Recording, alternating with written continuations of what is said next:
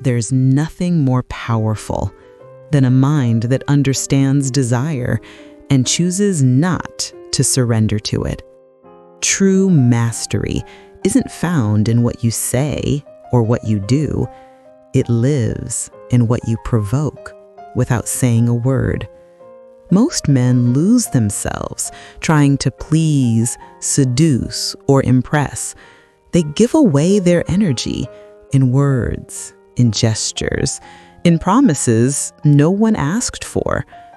But the man who masters the female mind doesn't give, he inspires.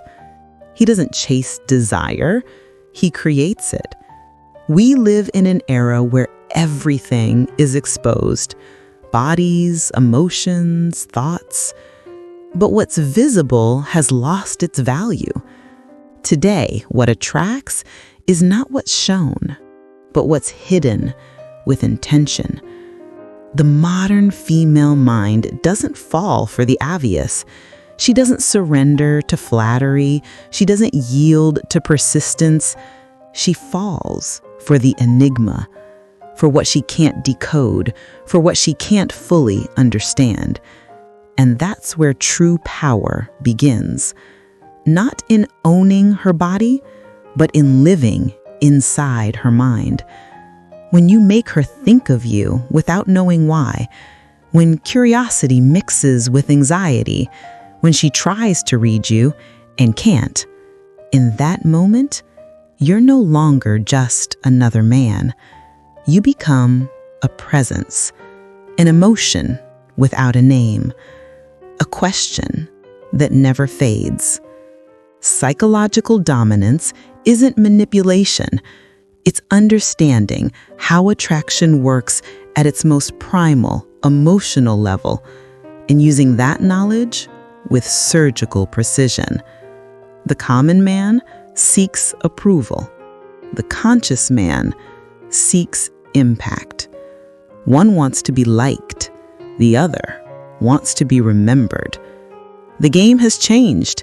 It's no longer about who talks softer or who looks stronger. It's about who controls the emotional narrative. And in this silent war, the most powerful weapon isn't strength or beauty. It's emotional ambiguity. Because while most men show everything, the intelligent man withholds. He knows that the unknown ignites more desire than what's revealed. And that silence can seduce more deeply than 1,000 words. That's how it begins, with a look that lasts a second longer than it should, with a reply that doesn't come when she expects it, with a presence that doesn't seek attention but owns it. That's where mystery is born. That's where control begins. And while many men laugh at these ideas, women understand them instinctively. They know power doesn't lie in what's given, but in what's withheld. Because the one who masters distance masters desire. This isn't a game of seduction. It's a psychological battlefield where every word, every gesture, every silence carries weight. And the man who learns to move in that space discovers that true control isn't about possessing a woman. It's about living in her thoughts, even when she swears she's forgotten you. Silence is the most powerful sound in the world, not because it's empty, but because it forces the mind to fill it. And when a man learns to master silence, he also learns to master attention. She can laugh, talk, move with confidence, but when he goes quiet, something changes. Suddenly, words lose their value. The air grows heavy, and the only thing that matters is what isn't being said. The average man uses words like a net, trying to catch attention with compliments, jokes, or promises. But the man who understands the female mind doesn't throw nets. He creates emptiness. An emptiness so elegant, so unsettling, that curiosity does the rest for him. Women don't fear silence. They fear what silence awakens inside them. Because the silence of a confident man isn't empty, it's a mirror, one where they see themselves without filters. And in that reflection, they discover their own desire. The observer sees this kind of man as a paradox, calm yet intense, close yet untouchable. His energy doesn't shout, it summons. While others rush to fill the air with noise, he lets silence do the deeper work. In a world drowning in distraction, silence is rebellion. And to the female mind, it's provocation. Because a woman can resist a man who flatters her, but she can't resist a man who makes her think. He doesn't reply to messages right away. He doesn't chase approval with every glance. When he listens, he does it with a calm that disarms. His gestures are measured, his presence steady. He doesn't need to say, "I desire you." His stillness says it with elegance. And here begins the most subtle psychological phenomenon. When she doesn't get instant validation, her mind starts creating meaning. Every pause, every withheld glance becomes a story inside her head. She tries to decode him, but she can't. And that impossibility pulls her in even more. The magnetism of silence isn't passivity.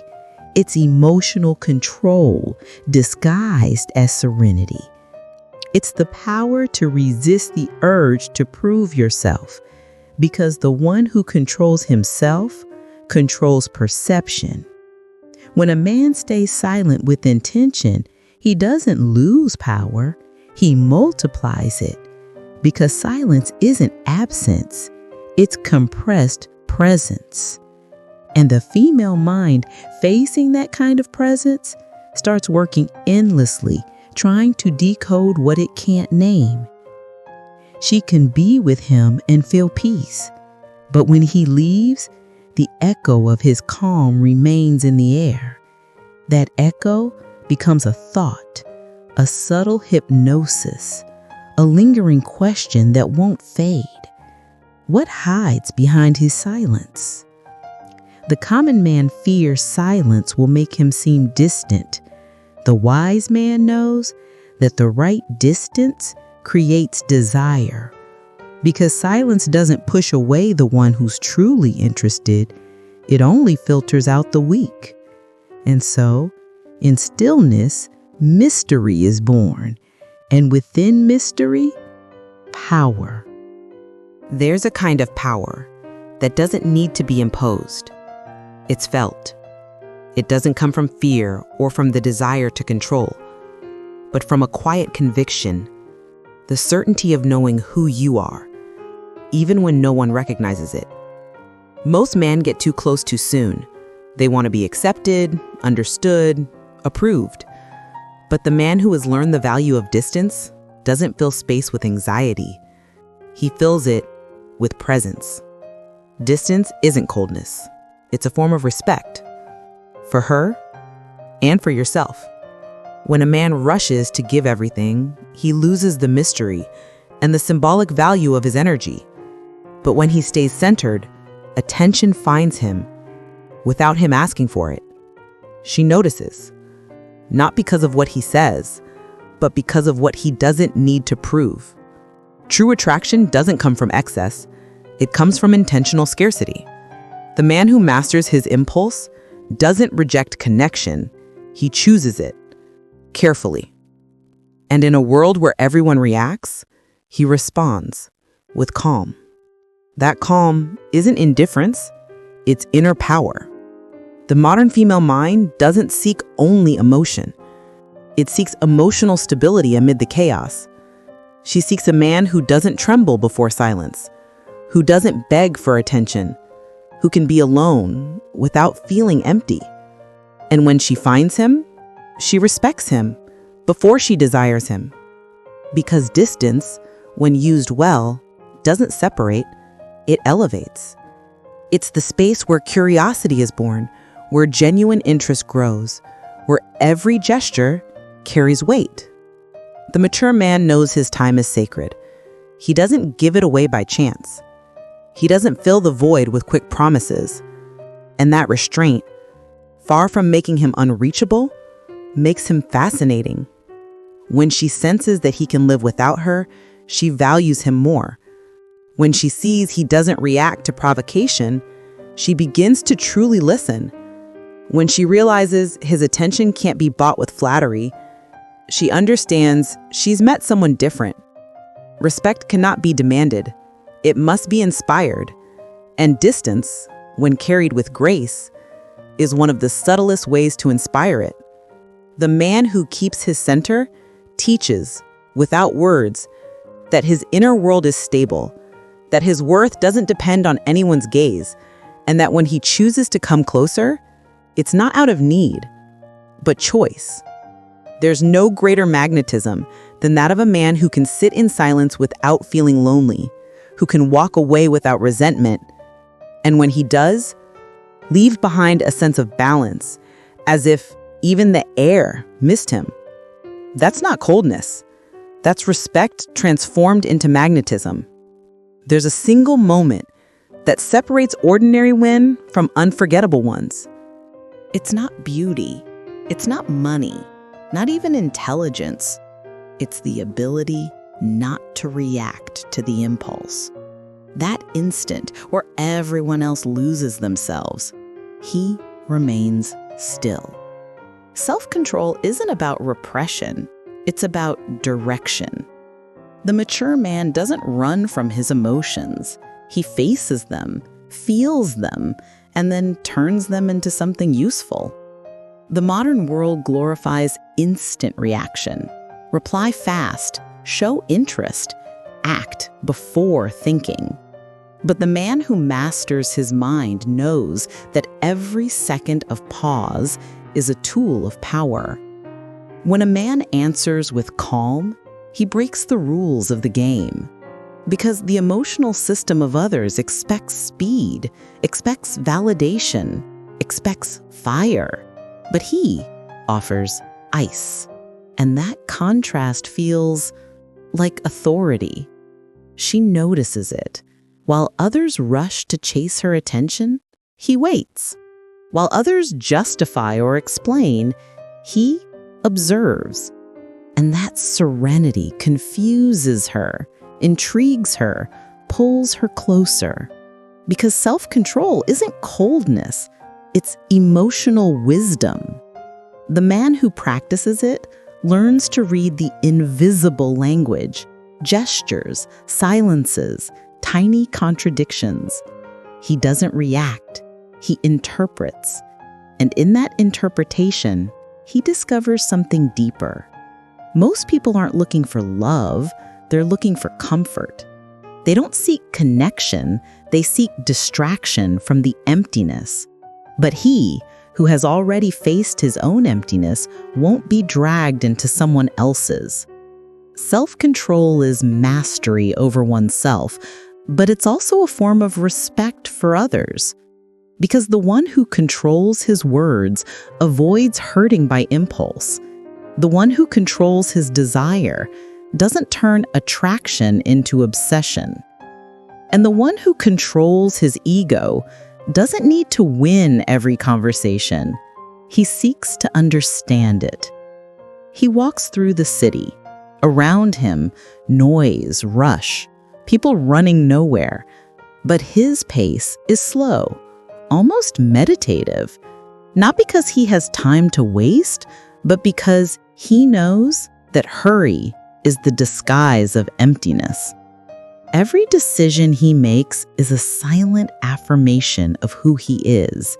And every time he chooses not to react, he creates space for something stronger, perception. She senses that rhythm. She feels she can't control it, and in trying to understand it, she becomes emotionally involved. Not because he conquers her, but because his calm reminds her of what she's missing, inner peace. Self-control, then, is not a weapon. It's a mirror, a reflection that shows others their own lack of balance. And in that reflection is born the deepest kind of attraction, the one that isn't physical, but emotional. The narrator pauses, because self-control also tires you. It takes energy, awareness, patience, but in return, it gives something no one else can: silent power. And that power doesn't shout. It doesn't seduce with words. It doesn't conquer with promises. It simply exists. Calm, unshakable, firm. The man who has mastered self-control no longer fears losing anyone, because he doesn't need to hold on to those who don't want to stay. He doesn't depend on outcomes, because his greatest victory is internal. True power isn't making someone follow you. It's being so in control of yourself that even in solitude, you feel complete. That is the highest form of self-control. Not mastering the world, but refusing to let the world master you. Not everything you feel can be seen, and not everything you see has meaning. The most powerful kind of attraction doesn't come from words. It comes from what's silently transmitted. A held gaze, a perfectly timed pause, a calm gesture in the middle of noise. He understood this. He had realized that people don't fall for what you say, but for how they feel when you speak. It's not about the speech. It's about the energy behind it. The invisible language of attraction is a dance between inner control and emotional openness. It doesn't try to convince. It simply connects from authenticity. A man who learns to read this language no longer chases signals. He interprets them. He doesn't wonder if she likes him or not, because his focus isn't on the outcome. It's on the connection that naturally forms. When he walks into a room, he doesn't try to stand out, but he does. Not because he's the most handsome, but because his body doesn't lie. He moves with calm. He speaks with purpose. He looks with presence. And that coherence between what he feels and what he projects is what makes him magnetic. The narrator explains that the human mind detects inconsistency with almost animal precision. When someone fakes confidence, you can tell. When someone forces charm, you feel it. But when someone simply is, the world adjusts to their rhythm. The woman in front of him doesn't know why she feels at ease. She just knows she doesn't have to act. In his presence, time slows down, and for a moment, they truly see each other. No masks, no strategies, no fear. That's the power of the invisible language, to create connection without effort, without scripts, without trying to prove anything. True attraction doesn't try to convince the other. It reminds them who they are. That's why, when a man knows himself, his entire body becomes a silent message. I'm at peace with who I am. That sentence, even unspoken, hits deeper than any compliment, stronger than any speech. She doesn't see it as arrogance, but as stability. And that stability, so rare in times of noise and anxiety, draws her in like a refuge. The man who masters this invisible language doesn't seek approval, only coherence. Every gesture, every word, every silence reflects his inner balance. And without realizing it, he becomes a natural magnet. Not because he's trying to attract anyone, but because he's mastered the hardest art of all, being authentic in a world that rewards masks. Attraction isn't something you create. It's what appears when you stop pretending. And in that moment, when the mind and body say the same thing, energy flows freely, and the other person simply feels it. Because in the end, there's no language more powerful than silent truth.